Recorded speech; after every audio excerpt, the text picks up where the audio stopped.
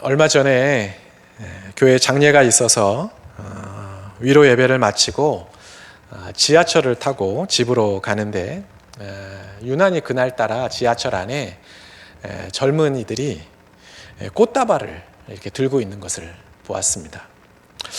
마침 그날이 스승의 날이라서 이제 학교 졸업하고 선생님들에게 감사의 마음을 또 이렇게 표현하려고 꽃을 들고 있나 보다 하고 이렇게 꽃을 자세히 보니까 카네이션이 아니고 장미꽃이더라고요.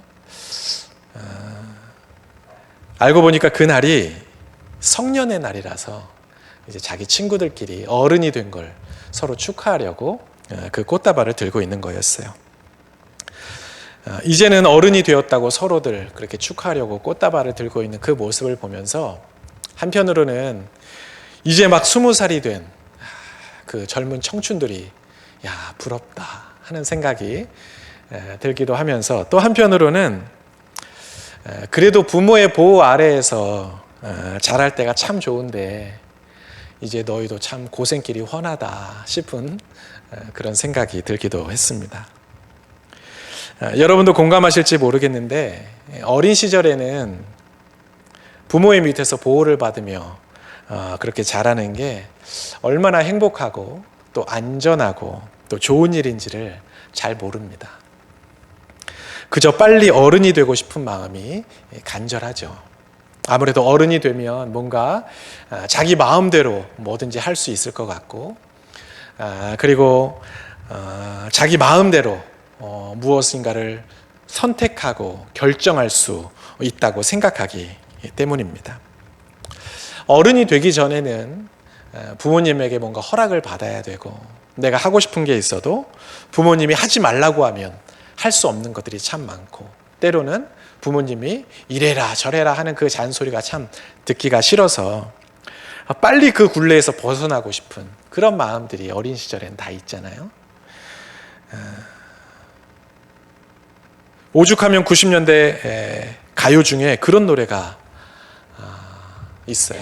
여러분들 다 아마 기억하실 텐데 내 인생은 나의 것, 내 인생은 나의 것.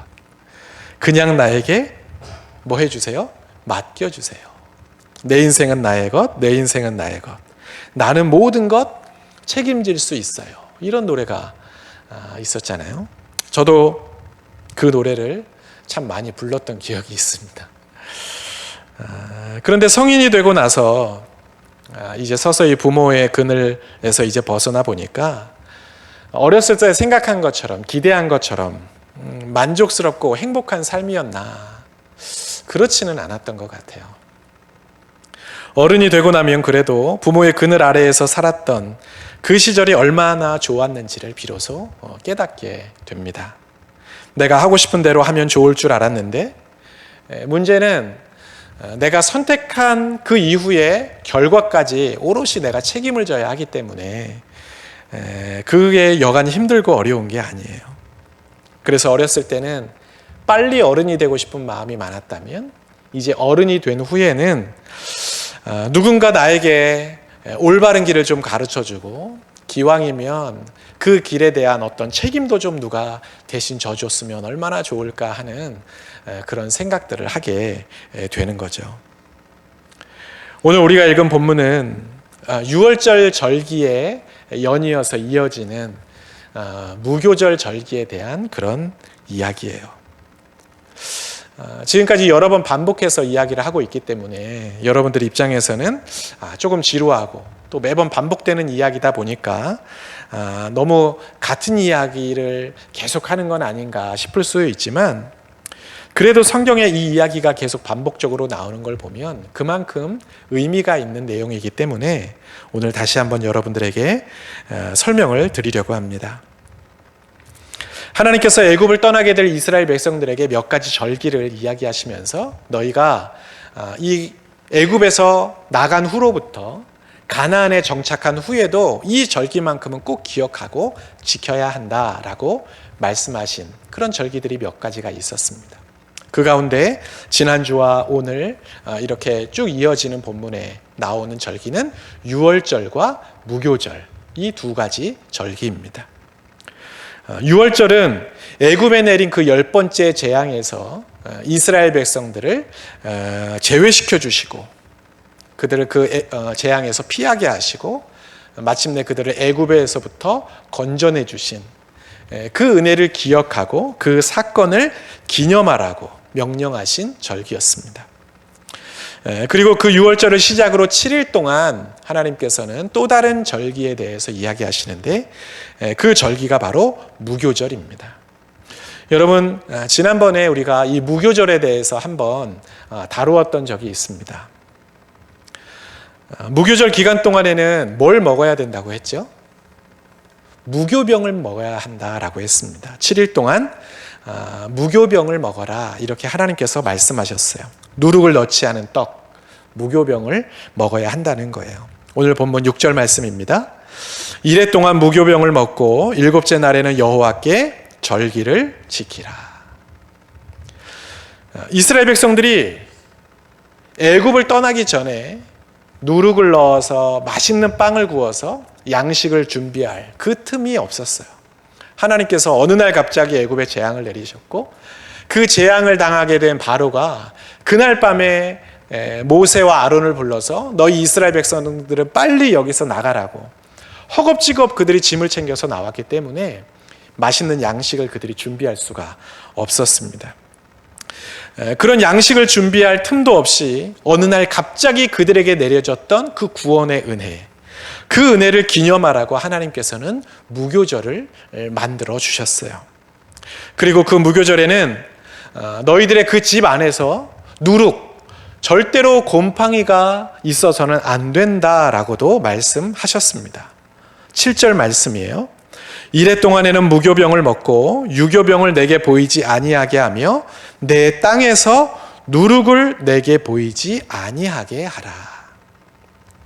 여러분 기억나시죠? 얼마 전에 제가 무교절에 대해서 말씀드렸던 바로 그 무교절을 지키는 것과 관련해서 오늘 하나님께서 다시 한번 이스라엘 백성들에게 그 절기를 어떻게 지켜야 하는지 당부하시면서 오늘은 몇 가지를 더 추가적으로 지금 명령하고 계세요. 그렇다면 하나님께서 이스라엘 백성들에게 무엇을 명령하고 계시는가? 하나님께서 이스라엘 백성들에게 무교절을 지키라고 말씀하시면서 가장 먼저 명령하신 것은 사람이든 짐승이든 가리지 말고 첫 번째로 태어난 모든 것들은 다 하나님께 바쳐라 라고 말씀하세요. 거룩히 구별하여 내 것으로 돌려야 한다라고 말씀하셨다는 거예요. 오늘 본문 1절과 2절 말씀을 제가 한번 읽어보겠습니다. 여호와께서 모세에게 일러 이르시되 이스라엘 자손 중에서 사람이나 짐승을 막론하고 태에서 처음 난 모든 것은 다 거룩히 구별하여 내게 돌리라. 이는 내 것이니라 하시니라. 여러분, 내 것으로 돌리라는 이 말은 하나님께서 사람이든 짐승이든 첫 번째 태어난 건 전부 다 나에게 제물로 바쳐라 이런 의미가 아닙니다. 그들의 삶이 자신의 것이 아니라 내 것이라고, 하나님의 것임을 너희가 기억하고 살아야 한다고 말씀하시는 거예요. 그래서 하나님은 거룩히 구별하여 내게 돌리라 라는 그 말씀 뒤에 이는 내 것이라고, 첫 번째로 태어난 모든 사람, 모든 짐승은 다 내 것이라고 말씀하셨어요. 여러분, 하나님께서 애굽에 내리신 첫 번째 재앙, 이제는 여러분 너무나 잘 알고 계시죠? 애굽에 살고 있던 모든 사람들, 애굽인을 비롯해서 이방인들까지도 애굽에 살고 있었던 모든 사람들의 첫째 아들은 다 죽음을 당하는, 그것이 바로 하나님께서 내리신 10번째 재앙이었어요. 뿐만 아니라 애굽 사람들이 기르고 있던 그 짐승의 첫 번째 새끼들도 다 죽임을 당했습니다. 그런데 이렇게 참혹한 재앙 속에서 누구만 살아남았죠? 이스라엘 백성들만 살아남았어요. 하나님께서 이스라엘 백성들의 첫째 아들들은 다 살려주셨고 이스라엘 백성들이 기르는 가축들의 첫째 새끼들도 다 살려주셨다는 거예요.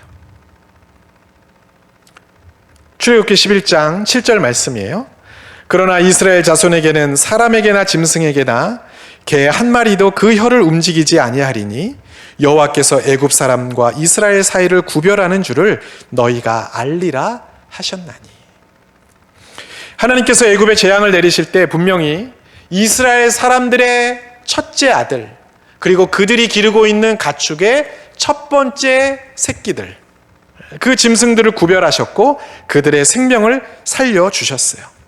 그래서 하나님은 내가 그들을 살려냈으니 사람이든 짐승이든 첫째로 태어난 모든 것은 너희가 구별해야 하고 그 모든 것은 다 내 것임을, 내가 너희를 살려주었음을 너희가 반드시 기억해야 한다, 잊지 말아야 한다라고 말씀하시는 거예요. 그런데 여러분, 하나님이 이스라엘 백성들에게 오늘 말씀하시는 것처럼 만약 여러분에게 너는 내 것이라고, 그리고 너희들의 그 첫째 아들들은 다 내 것이라고 구별하여 나에게 돌려라, 이렇게 여러분에게 만약 말씀하신다면 여러분, 그 말씀이 여러분에게 반갑게 들려요? 아니면은 좀 부담스럽게 들려요? 뭔가 감사해야 할 것 같기는 한데 부담스러운 것도 사실입니다. 솔직히 말하면 내 것이라고 말씀하시는 그 하나님의 말씀이, 또 구별하여 내게 바쳐라, 내게 돌려라 말씀하시는 그 하나님의 음성이 우리에게 부담스럽게 들리고 때로는 겁이 나기도 합니다. 왜냐하면 마치 그 말이 내 거니까 이제는 내 맘대로 할 거야, 너희들이 너희들의 뜻을 주장할 수 없어, 이렇게 꼭 말씀하시는 것 같거든요. 내 거니까 내가 가져가겠다, 그런 의미로 들려요. 내 거니까 무조건 내 뜻에 따라라, 이렇게 말씀하시는 것 같아요. 마치 어린 아이들이 자기 장난감이나 어떤 자기 소유를 딱 손에 쥐고 이거 내 거야, 절대로 안 줄 거야 하듯이 우리를 그렇게 손에 꽉 움켜쥐시고 하나님 마음대로 막 쥐락펴락 하실 것 같은 그런 느낌을 우리가 받게 된다는 겁니다. 오늘 말씀에 하나님께서 이스라엘 백성들에게 첫째로 태어난 아들이나 짐승은 다 내 거니까 구별해서 나에게 돌리라고 말씀하시는 이 내용이 우리에게 너무나 반갑고 은혜로운 말씀으로 여겨지지 않는 이유가 바로 그거예요. 뭔가 이스라엘 백성들을 하나님이 꽉 구속하시는 것 같은 그런 느낌을 우리가 받게 되기 때문이죠. 마치 하나님께서 이스라엘 백성들에게 너희들은 내 거니까 앞으로 너희들 마음대로는 절대로 못 살아, 무조건 내 말에 순종해야 돼, 내 뜻에 따라야 돼, 이렇게 못 박는 것처럼 그렇게 들리기도 합니다. 하지만 오늘 말씀을 잘 읽어보면 이는 내 것이라고 말씀하시는 하나님은 절대로 그런 분이 아니라는 것을 우리는 알게 돼요. 오늘 우리가 함께 읽은 그 본문에 보면 반복적으로 계속 등장하고 있는 표현이 있습니다. 그것은 바로 인도하다라는 표현이에요. 인도하다.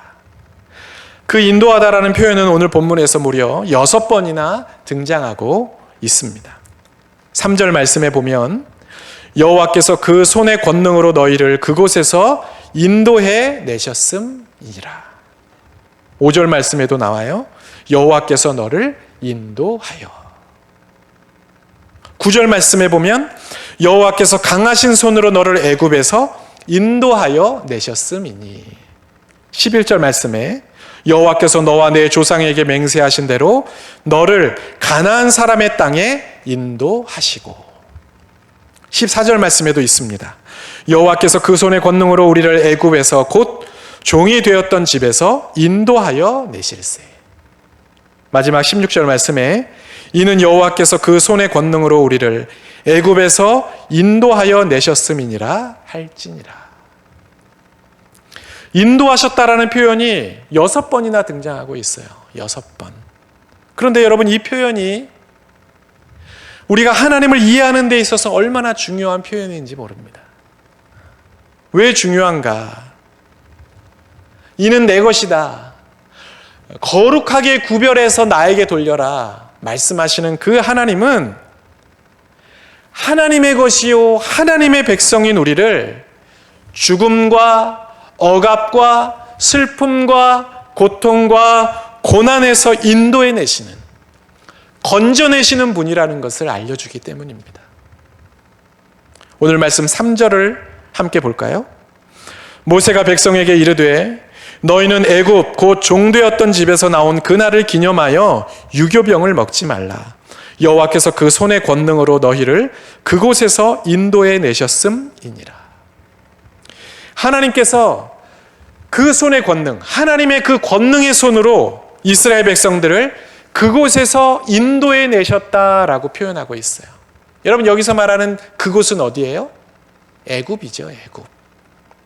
앞부분에 나오는 애굽 곧 종되었던 집, 그곳이 바로 오늘 성경이 얘기하고 있는 그곳입니다. 하나님께서 권능의 손으로 이스라엘 백성들을 그 애굽 땅에서부터 인도해 내셨다, 건져내셨다, 꺼내주셨다라는 그런 표현이에요. 자, 그럼 그 당시에 이 애굽은 이스라엘 사람들에게 어떤 땅이었을까요? 우리가 이미 잘 알고 있는 것처럼 당시 이스라엘 사람들에게 애굽은 고통의 땅, 슬픔의 땅이었습니다. 물론 처음부터 애굽이 그들에게 고통의 땅은 아니었어요. 이스라엘 백성들이 처음 애굽에 왔을 때 그들이 처음 만났던 그 애굽 땅은 너무나 좋고 그리고 자기들이 거주하기에 너무나 적합한 그야말로 약속의 땅과 같은 곳이었습니다. 특별히 그 가운데 히브리인들이 거주하던 라암셋은 그야말로 약속의 땅과 같았어요. 극심한 가뭄으로 양식조차 구할 수 없었던 그 가나안과는 완전히 차원이 다른 그런 곳이었습니다. 물이 많고 또 가축을 기르기에도 너무나 좋은 그런 땅이었죠. 그래서 우리가 지난주에 살펴본 것처럼 이 라암셋을 성경은 뭐라고 표현해요? 애굽의 좋은 땅이었다, 이렇게 표현하고 있죠. 이스라엘 백성들은 그곳에서 참 행복하게 살았습니다. 400년이 넘는 그 오랜 기간 동안 그들은 그곳에 정착하면서 풍부한 양식을 공급받았고 아이들을 낳고 또 낳아서 어른 남성 장정만 60만 명에 이르는 엄청난 인구로 불어나게 되었습니다. 하지만 문제는 그 행복이 영원하지 않았다는 거예요. 그렇게 좋았던 애굽 땅이 그들에게 고통을 주고 아픔을 주고 그들을 힘들게 하는 땅으로 변하고 말았습니다. 출애굽기 2장 23절과 24절 말씀이에요. 여러 해 후에 애굽 왕은 죽었고 이스라엘 자손은 고된 노동으로 말미암아 탄식하며 부르짖으니 그 고된 노동으로 말미암아 부르짖는 소리가 하나님께 상달된지라. 하나님이 그들의 고통 소리를 들으시고. 이스라엘 백성들이 그렇게 살기 좋았던 그 애굽 땅 라암셋, 바로 그곳에서 하나님께 울부짖기 시작했어요. 하나님, 이 땅을 좀 떠나고 싶습니다. 하나님, 이 땅에서 사는 게 너무 힘들어요. 고통스러워요. 우리를 좀 살려주세요. 그들이 기도하기 시작했다는 거예요. 왜요? 바로가 이 히브리인들에게 온갖 노동, 압제를 통해서 그들의 삶에 고통을 주고 아픔을 주었기 때문이에요. 그러니까 하나님께서 이스라엘 백성들을 애굽 곧 종되었던 집에서 인도해 내셨다라는 오늘 이 표현은 결국 이스라엘 백성들을 고통의 늪에서 건져내셨다. 슬픔의 땅에서 그들을 구해주셨다. 압제와 고난에서 그들을 인도해 내셨다라는 그런 표현이라고 할 수가 있습니다. 그런데 거기서 끝이 아니에요. 우리에게 이는 내 것이니 거룩히 구별하여 내게 돌리라 말씀하시는 그 하나님은 우리를 약속의 땅, 구원의 땅, 젖과 꿀이 흐르는 땅으로 우리를 인도해 가시는 분입니다. 오늘 본문 11절 말씀이에요. 여호와께서 너와 내 조상에게 맹세하신 대로 너를 가나안 사람의 땅에 인도하시고 그 땅을 내게 주시거든. 이스라엘 백성들을 애굽에서 나오게 하신 하나님은 애굽에서 너희를 건져냈으니 이제 난 할 일 다 했어, 방치하시는 하나님이 아니었어요. 그들을 끝까지 책임지고 인도해 내셔서 결국 어디에 이르게 하셨어요? 가나안 땅, 약속의 땅, 구원의 땅, 젖과 꿀이 흐르는 땅에 그들을 이르게 하셨다는 겁니다. 성경은 가나안 땅을 젖과 꿀이 흐르는 땅이라고 표현하고 있어요. 오늘 말씀 5절에도 있죠. 여호와께서 너를 인도하여 가나안 사람과 헷 사람과 아모리 사람과 히윗 사람과 여부스 사람의 땅 곧 내게 주시려고 내 조상들에게 맹세하신 바 젖과 꿀이 흐르는 땅에 이르게 하시거든 너는 이 달에 이 예식을 지켜.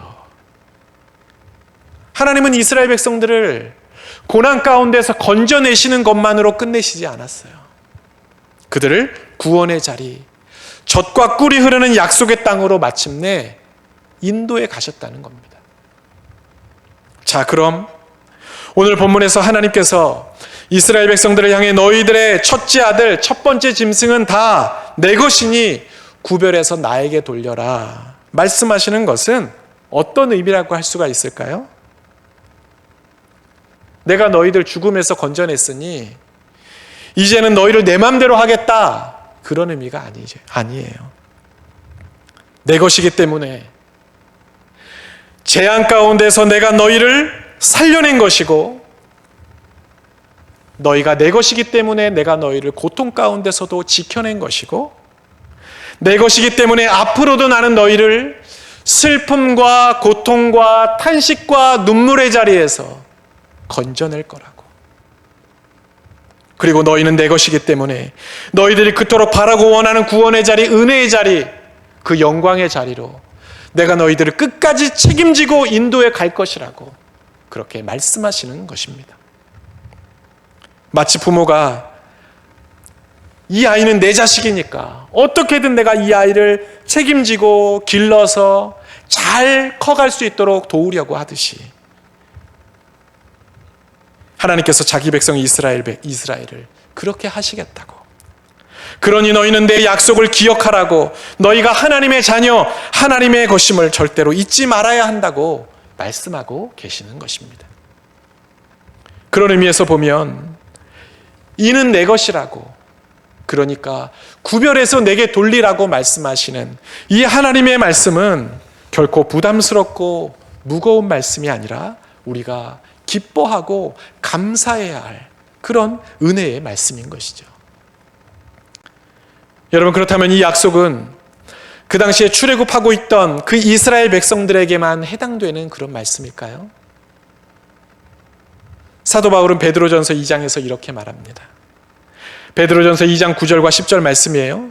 그러나 너희는 택하신 족속이요 왕같은 제사장들이요 거룩한 나라요 그의 소유가 된 백성이니 이는 너희를 어두운 데서 불러내어 그의 기이한 빛에 들어가게 하신 이의 아름다운 덕을 선포하게 하려 하심이라. 너희가 전에는 백성이 아니더니 이제는 하나님의 백성이요 전에는 긍휼을 얻지 못하더니 이제는 긍휼을 얻은 자니라. 여러분, 베드로전서는 이 베드로 사도가 당시에 소아시아에 흩어져 있는 그 그리스도인들을 향해서 보내는 편지의 내용입니다. 그런데 그 편지에서 베드로 사도는 이 땅의 모든 그리스도인들, 예수 그리스도를 주로 시인하는 모든 그리스도인들이 다 하나님의 백성이요 하나님의 소유라고 말하고 있습니다. 오늘 예수 그리스도를 주로 시인하고 이 자리에 앉아있는 여러분도 하나님의 것이요 하나님의 소유입니다. 오늘 우리를 향해서도 주님은 말씀하세요. 이는 내 것이라고. 이 자리에 있는 우리 모두가, 또 이 설교를 듣고 있는 여러분 모두가 다 주님의 것이라는 사실입니다. 주님께서 우리에게도 이는 내 것이라고, 세상과 구별된 자라고 말씀하고 계신다면 그 주님께서 앞으로 우리를 어떻게 하시겠다는 거예요? 내 거니까 딴 생각하지 말고, 네 맘대로 할 생각하지 말고 내가 시키는 대로 하고 살아라, 그렇게 말씀하시는 게 아니에요. 주님은 절대로 우리를 그렇게 대하시지 않아요. 주님은 그러려고 우리를 주님의 백성 삼으신 게 아니에요. 베드로 사도도 말하고 있잖아요.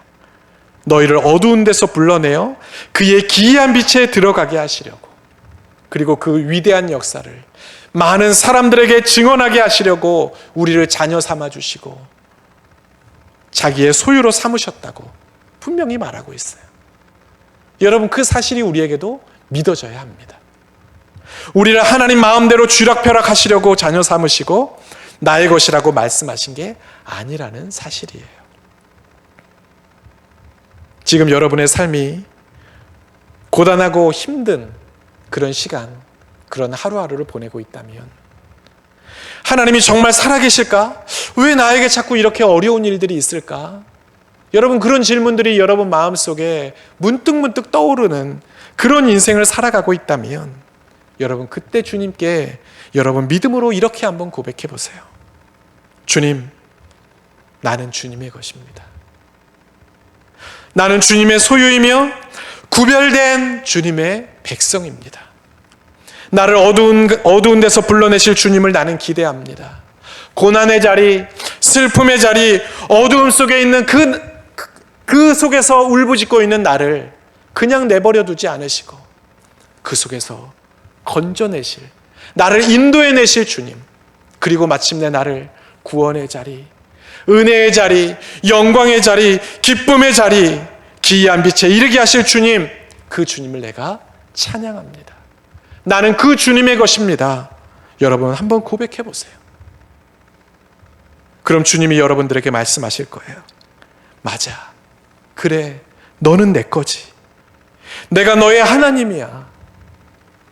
고난의 자리, 어둠의 자리, 한숨과 슬픔과 눈물의 자리에 있는 너를 내가 절대로 그냥 내버려 두지 않을 거야. 내가 너를 끝까지 너를 책임질 거야. 내가 너를 고난의 자리에서 인도해내고 마침내 구원의 자리, 기쁨과 영광의 자리로 너를 인도해내고야 말 거야. 우리에게 그렇게 위로와 소망을 주시는 주님의 그 음성을 우리가 듣게 될 것입니다. 이는 내 것이니라, 구별하여 나에게 돌리라 말씀하시는 주님의 그 음성을 여러분 부담스럽게 여기지 마세요. 무겁게 여기지 말고 외면하지도 마십시오. 이는 내 것이라고 말씀하시는 그 주님의 음성은 우리에게 부담을 주고 우리의 마음에 두려움을 주려는 하나님의 엄포가 아니라 우리를 사랑으로 끝까지 책임지시겠다는 축복이요, 은혜요, 소망의 말씀이기 때문입니다. 그 사실을 잊지 않고 날마다 기억하고 고백하며 살아가시기를 바랍니다. 그리고 이는 내 것이라고 말씀하시는 그 주님이 우리를 앞으로 어떻게 인도하실지 기대하면서 그 놀라운 역사를 날마다 경험하며 살아가는 여러분 모두가 될 수 있기를 주님의 이름으로 축복합니다. 아멘. 기도하겠습니다. 사랑의 주님, 우리를 주의 자녀 삼아주시고 너는 나의 백성이라고, 나는 너의 하나님이라고 말씀해 주셔서 감사합니다. 주님이 우리를 자녀 삼아주시고 너는 내 것이라고 말씀하신 것은 우리를 억압하고 하나님 마음대로 우리를 어떻게 하겠다는 의도가 아니라 우리의 삶을 끝까지 책임지시고 선한 길로 인도하시겠다는 계획이요 뜻이었음을 오늘 말씀을 통해 깨닫게 하시니 감사합니다. 우리가 주님의 소유라는 것, 주님이 나의 모든 것을 주관하신다는 것이 우리에게 너무나 큰 행복이요 감사의 제목임에도 불구하고 그 사실을 부담스럽게 여기고 일상에서 늘 그 사실을 잊고 살았던 우리의 미련함과 착각을 이 시간 회개합니다.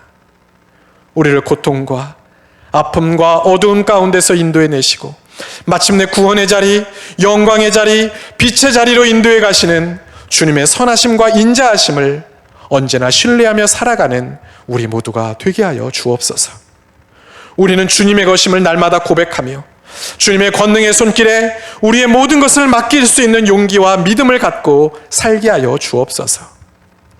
우리가 주님의 것이라는 그 사실이 우리에게 얼마나 큰 기쁨인지, 은혜인지를 삶으로 경험하며 살아가는 우리 모두가 되게 하여 주옵소서. 우리의 모든 것 되시고 우리를 선한 길로 인도하시는 예수님의 이름으로 기도하옵나이다. 아멘.